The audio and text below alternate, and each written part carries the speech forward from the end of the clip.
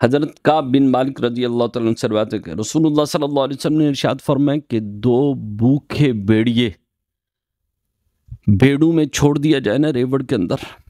اتنا وہ نقصان نہیں کرتے جتنا مال اور مرتبے کی حرص دین کے اندر وہ نقصان کرتے ہیں۔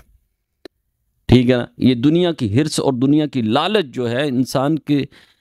دین کو بھی تباہ کر دیتی ہے اور آخرت کو بھی تباہ کر دیتی ہے۔ بلکہ نبی کریم صلی اللہ علیہ وسلم ایک دفعہ تشریف لے کر جا رہے تھے، راستے میں ایک بکری کا مردار پڑا تھا، تو صحابہ کو فرمایا کہ صحابہ بتاؤ اس مردار کی تمہارے ہاں کیا قدر و قیمت ہے؟ عرض کی یا رسول اللہ صلی اللہ علیہ وسلم ہمارے ہاں کیا قدر و قیمت ہوگی، یہ مردار ہے، حرام ہے، ہمارے ہاں اس کی کیا قدر و قیمت ہوگی؟ آپ نے فرمایا اللہ کے ہاں دنیا کی اس سے بھی بدترین قدر و قیمت ہے۔ یعنی دنیا کے اندر اللہ والے دنیا کو پسند نہیں کرتے، وہ آخرت کو پسند کرتے، اور دنیا کا مال اور دنیا کا رتبہ کی حرص جو ہے نا انسان کو تباہ برباد کر دیتی ہے، بس دنیا داری پہ رہ جاتا ہے، آخرت میں کچھ نہیں اس کو ملتا۔ تو جو اللہ کی رضا کو راضی کرنے کے لیے رہتا ہے،